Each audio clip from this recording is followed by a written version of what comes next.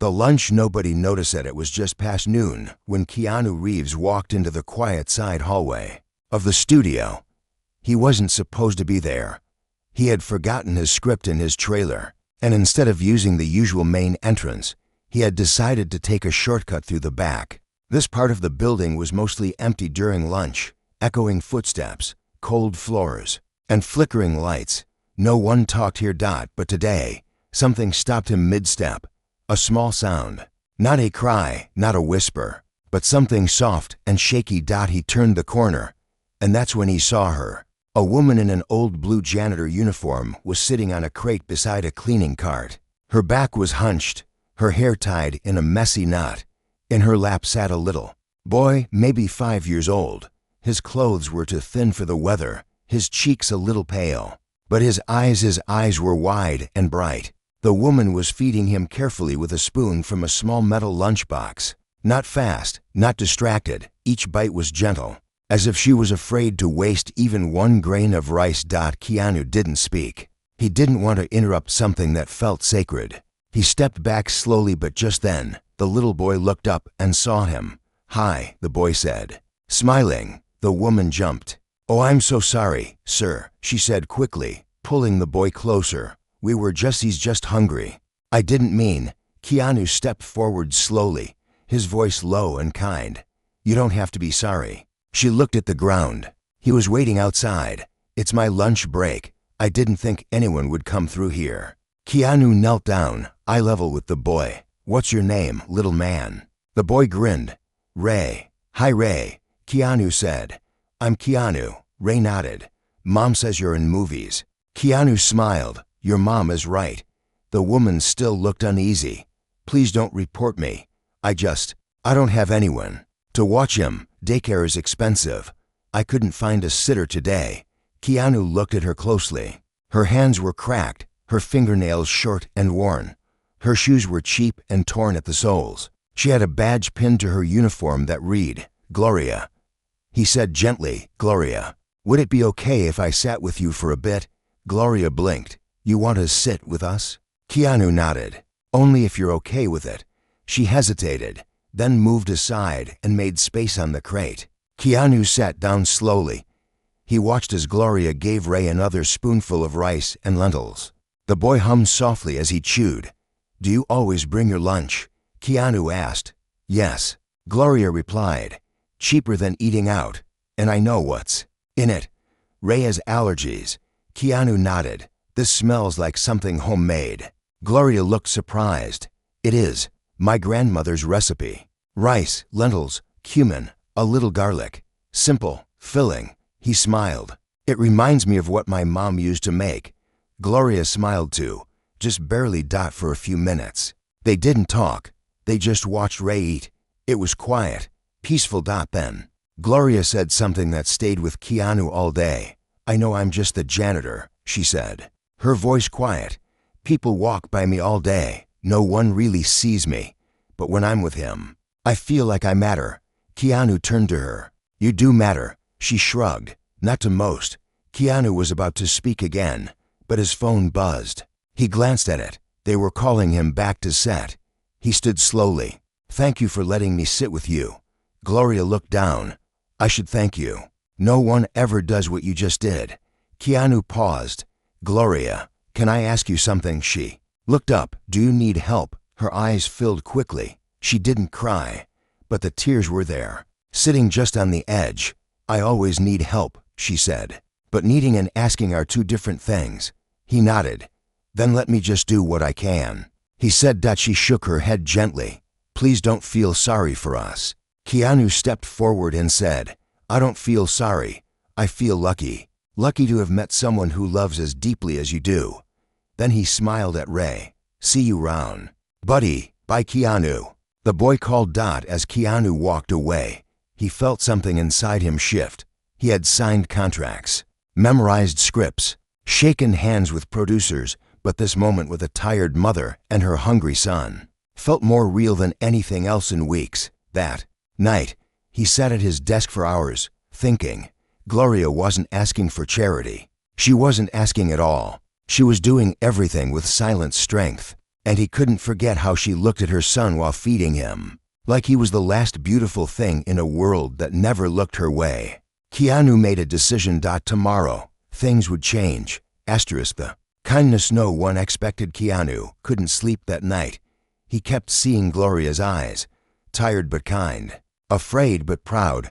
He thought of how she held her son, how gently she fed him, how her voice cracked when she said, "People walk by me all day. No one really sees me." He thought about all the people who worked behind the scenes: janitors, cooks, security guards, people who cleaned up after others and disappeared into silence. And yet, they carried the heaviest burdens with the strongest hearts. The next morning, Keanu arrived early on set, long before anyone else. He walked to the production manager's office and knocked on the door. "Morning," he said. The manager, Tony, looked up from his desk. "Keanu, everything okay? I need a favor," Keanu said. Off the record, Tony raised an eyebrow. "Sure, name it."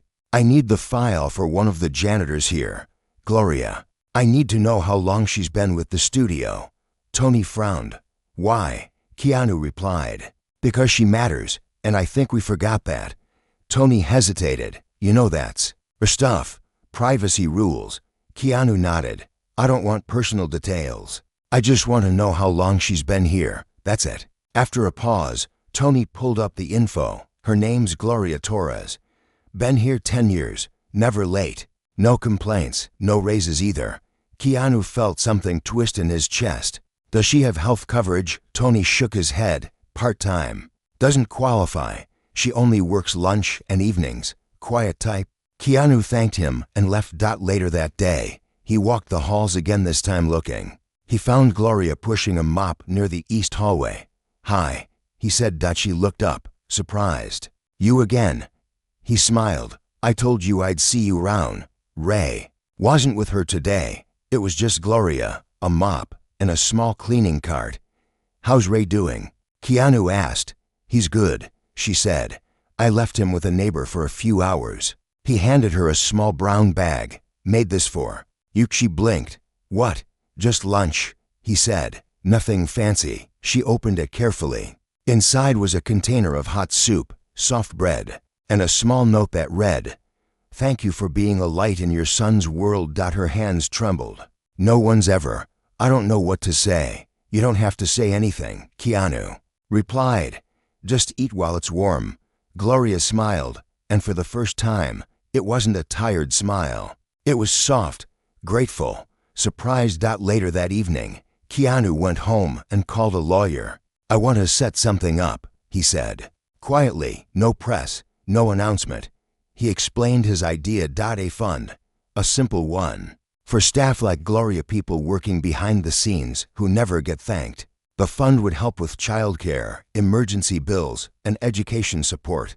Nothing flashy, just human. The lawyer agreed. "We can make it anonymous if you like." Keanu nodded.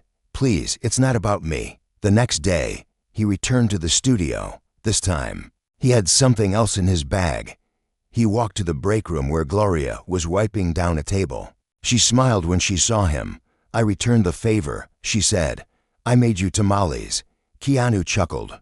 "Really? They're still warm," she said, handing him a foil-wrapped bundle. "Can we eat together?" he asked. She nodded. They sat in the empty break room, eating side by side. No cameras, no spotlight, just two people sharing food and quiet respect. After they finished, Keanu reached into his bag and pulled out a small envelope. "What's this?" Gloria asked. "I'd like you to open it," he said. She hesitated, then slowly opened it. Inside was a letter. Gloria read aloud. "Dear Gloria, we see you. We see your kindness, your strength, your love. This is not charity. It is thanks. This support is yours not for anything you asked for, but for everything you've already given without asking. With respect, from someone who sees you." Along with the letter was a small card. It was a voucher. Not cash, but something stronger. A 1-year scholarship for Ray at a nearby early learning center, and a part-time caregiver program for Gloria, fully covered. Gloria's hands began to shake. I can't accept this." "Yes, you can," Keanu said, gently. "You already earned it." Tears filled her eyes. Why are you doing this? Keanu looked at her with the same softness she had shown her son. Because my mother once scrubbed floors for people who never saw her, and I promised myself if I ever became someone people looked at, I'd never forget the ones they didn't. Gloria covered her mouth. And for a moment, the break room, the same room filled with silence for years, felt holy. Later that evening, when Gloria picked up Ray, she held him longer than usual, tighter, deeper. He looked up and said, "Did something good happen, Mom?" She kissed his forehead. "Yes, baby, someone saw us." The hallway of second chances. It had been 3 days since Gloria received the envelope. 3 days since she had cried quietly in her bedroom after putting Ray to sleep. 3 days since a man the world called a movie star had sat beside her in silence and made her feel seen, not as a janitor, not as a burden, but as a mother, a person, a woman holding the weight of her little world. Gloria had never known kindness like that, and something inside her began to change. She walked to work that morning with lighter steps. Her shoes were still old, her uniform still faded, but her spirit stood taller, because this time, she wasn't invisible. That day at work, Gloria found something odd taped to her locker door. A sticky note. It read, "You inspire me." She looked around, no one nearby. But inside her locker was a warm cup of coffee, fresh, just the way she liked it. It wasn't from Keanu. She knew that. It was from someone else, someone who had seen what happened and wanted to pass it forward. Gloria held the cup with both hands and smiled. It was starting to ripple. One act of kindness, and others were catching the wave. Meanwhile, Keanu was on set, but something was different. The crew looked at him with a quiet respect, not the usual celebrity excitement, but something deeper. A few crew members whispered as he passed, not gossiping, but smiling. He had no idea what had started. Tony, the production manager, came to him at lunch. "Hey," he said, "just so you know, we had 4 different people ask if they could contribute to the fund." Keanu raised an eyebrow. "How did they even find out?" Gloria didn't say anything, Tony said. "But people notice. She's been glowing, and one of the interns saw the scholarship letter in her hand. She didn't brag. She just looked peaceful. People feel it." Keanu nodded. "Good. I didn't want attention. You got respect instead," Tony said. Quiet, but strong. Later that afternoon, Gloria was mopping near the editing rooms when a young intern dropped a stack of papers. They scattered everywhere. Gloria knelt without thinking. "Here, let me help." The intern looked embarrassed. "I'm sorry. I didn't mean to bother you." "You didn't." Gloria smiled. "We all need help sometimes." They gathered the papers in silence. Then the intern said softly, "I hope one day I can help someone the way someone helped you." Gloria looked up. "You just did." That night, Gloria took Ray to the Early Learning Center for his trial visit. The teacher, Miss Lena, welcomed them with warm eyes and gentle words. Ray sat in a circle with other kids, nervous but excited. Gloria stood at the doorway, watching. Miss Lena walked up beside her and said, "He's a smart one, and kind. The way he held another boy's hand when they introduced themselves, I see where he gets it." Gloria blinked back tears. "Thank you." On the way home, Ray asked, "Mom, are we lucky now?" Gloria held his hand tighter. "No, baby, we're blessed, and that's better." Meanwhile, Keanu was thinking of something else. He remembered Gloria's words that day. "I know I'm just the janitor. People walk by me all day." He realized that this wasn't just about Gloria. It was about everyone like her, everyone who worked quietly while the world passed by. He called his lawyer again. "We need to expand the fund," he said. "I want to cover more people, not just one place, schools, hospitals, theaters." The lawyer asked, "Under what name?" Keanu thought for a moment, then said, "Call it the hallway fund, because that's where it started, in a hallway no one cared about." And so it began. The hallway fund started small, but it grew fast. An actress from another studio donated. A director called in. A retired producer sent a letter with a check saying, "This reminds me of my mother. She cleaned hotel rooms for 30 years." Back at the studio, a new notice went up on the bulletin board. Free dinner packs available every Friday. No questions asked. It didn't have Keanu's name, But everyone knew where it came from. Gloria saw the notice. She didn't take one for herself, but she helped pack them after work, and she smiled every time someone else picked one up. One afternoon, Gloria stood cleaning the break room again when Keanu walked in. "You got a minute?" he asked. She nodded. He handed her a folder. "What's this?" she asked. "Open it." He said. Inside were two things. First, a letter of promotion. She was now officially a facility coordinator with benefits, full hours, and double the pay. Gloria gasped. "I don't know what to say."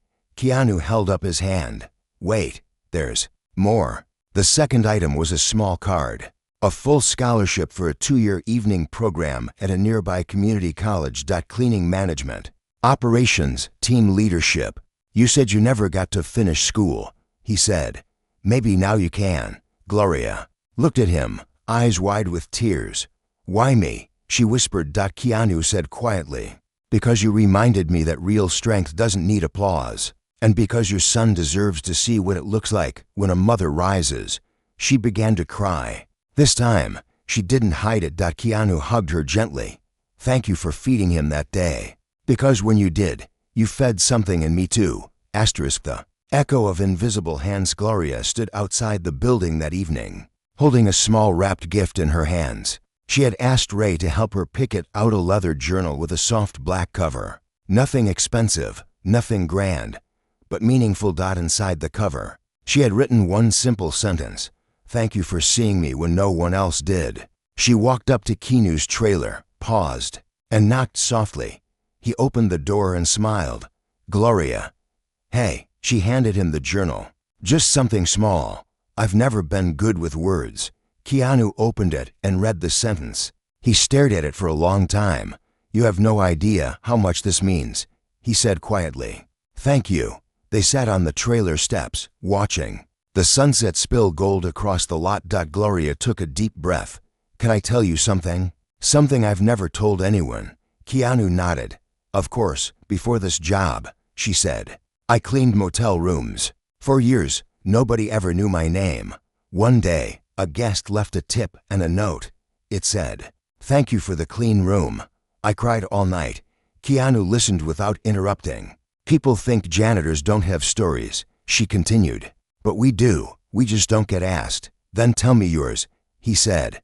"I'm listening." So she did. She told him about Ray's father, who left when Ray was 2, about the eviction notice they barely escaped, about the time she sold her wedding ring to fix their heater during winter, about the night Ray had a fever and she had to walk 5 miles to find an open pharmacy. Keanu didn't speak. He just sat there, taking it all in. "But even in all that," Gloria said, "Ray never saw me cry, because I told myself he'll grow up believing his mother was made of stone, even if she was breaking."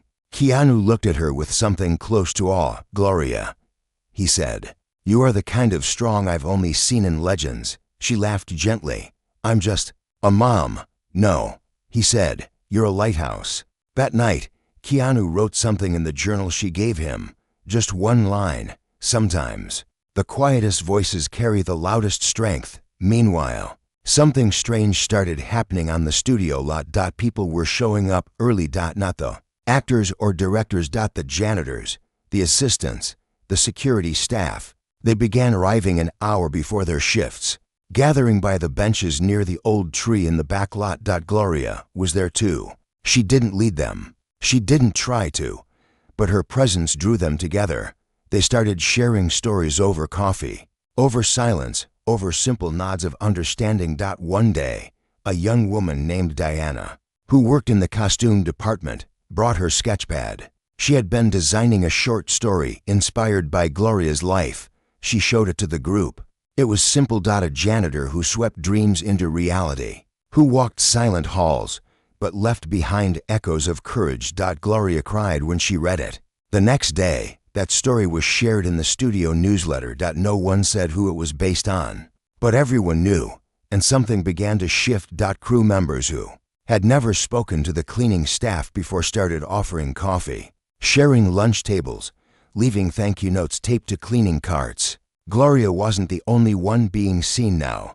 The unseen were becoming the heartbeat of the place. One day, as Gloria was wiping down the break room counter, a new intern walked in. He paused, looked nervous, then said, "Excuse me, are you Gloria?" She nodded. He reached into his bag and pulled out a small card.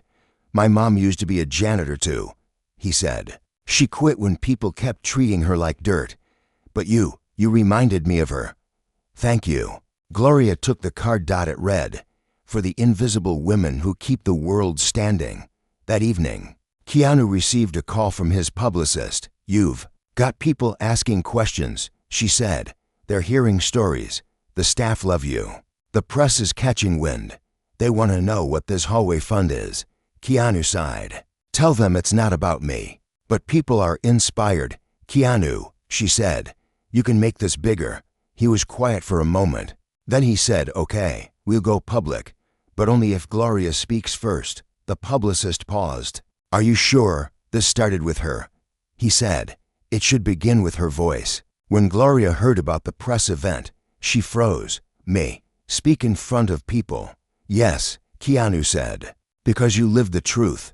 I just helped people hear it." She was terrified, but she agreed. On the day of the event, Gloria stood backstage in a simple dress her neighbor had lent her. Ray held her hand. Keanu stood beside her. "I'm scared," she whispered. "Good," Keanu said softly. "That means you care." As the curtain lifted and the lights rose, Gloria stepped forward. Hundreds of eyes watched her. She took a deep breath. And then, in the clearest voice she could find, she said, "I thought my life didn't matter. I thought my story was too quiet. But someone heard it, and it reminded me. I was never invisible. I was just waiting to be seen." The room went silent. Then applause. Real, raw, endless. That night, Gloria became more than a janitor. She became a symbol, a mirror for all the ones who had ever been overlooked. And when she stepped off stage, Keanu looked at her with pride. "You did it," he said. Gloria smiled. "We did." The letter that shook the boardroom days after the press event. The internet lit up. News outlets wrote headlines like, "Janitor's story brings Hollywood to tears." Keanu Reeves backs powerful woman who cleaned in silence. Meet Gloria, the heart behind the hallway fund.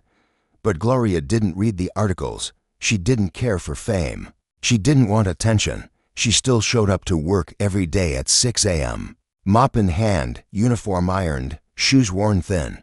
People now stopped her in the hall's. Crew members, actors, visitors, all saying the same thing. "You reminded me of my mother.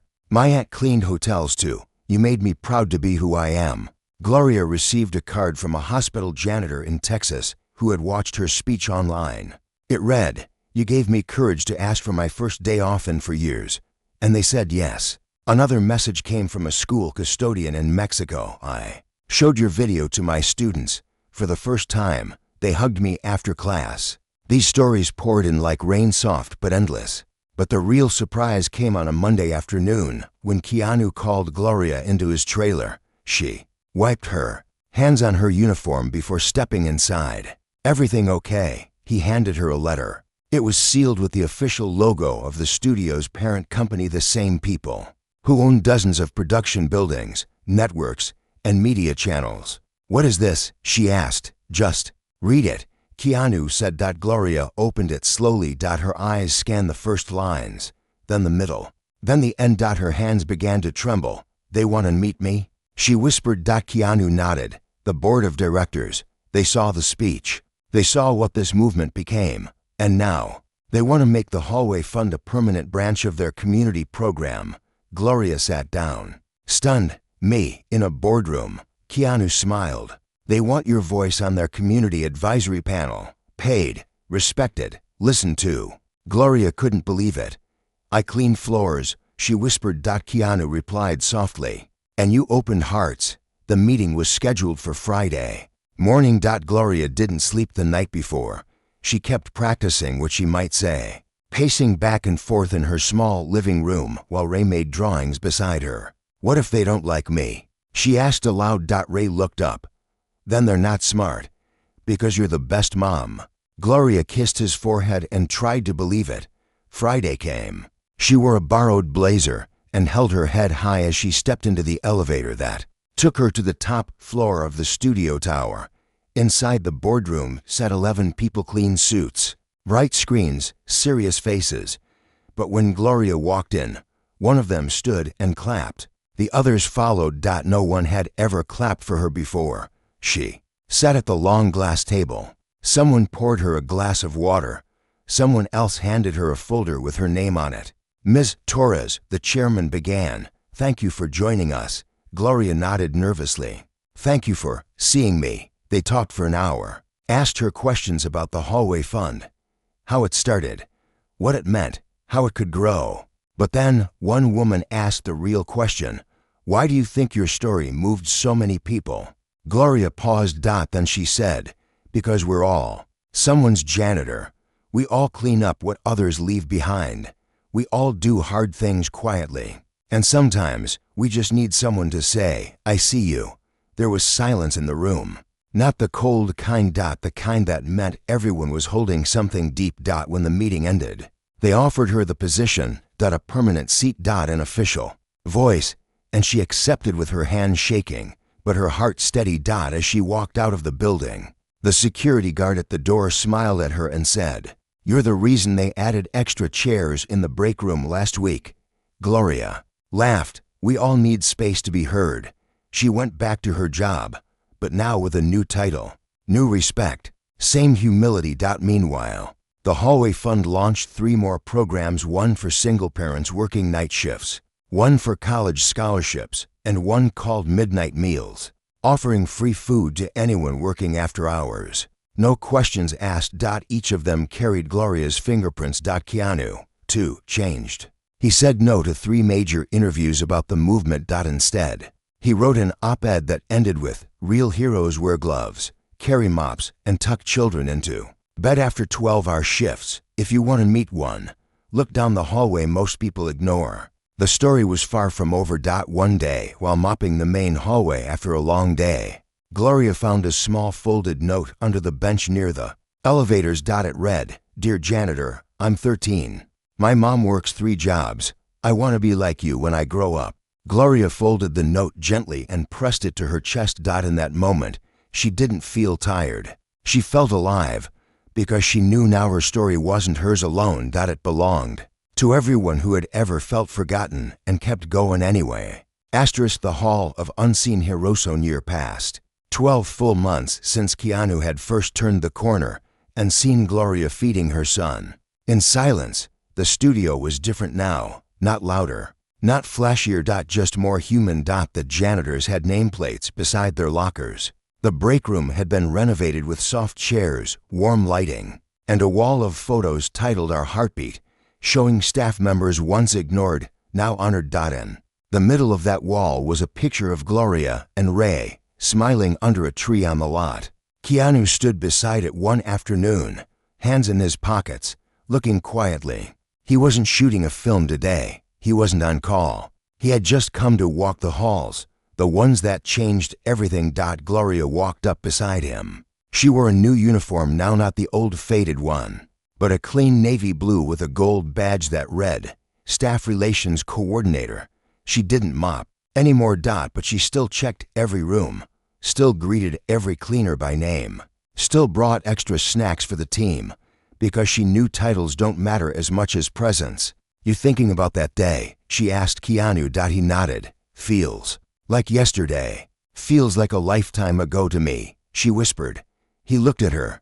"How's Ray?" "Reading chapter books," she said proudly. "He asked me if being brave always feels scary. I told him yes." Keanu smiled. "He's got a good teacher." That weekend, Gloria was invited to speak at a national education conference. Not about policy, not about funding. But about dignity. She stood on a large stage, in front of hundreds of teachers, parents, and community leaders. When she finished her speech, the crowd stood for nearly 2 minutes. But Gloria's favorite part came after. A teenage girl approached her backstage. She wore a janitor's badge, volunteering as part of a work-study program. "Can I hug you?" the girl asked. Gloria opened her arms. Of course. The girl hugged her tightly and said, "I didn't know we could become more.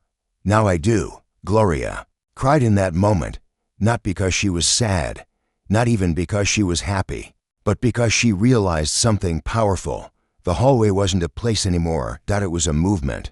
1 week later, a new center opened downtown, that a resource hub for underpaid workers, free childcare, basic legal help, free mental health counseling. Its name?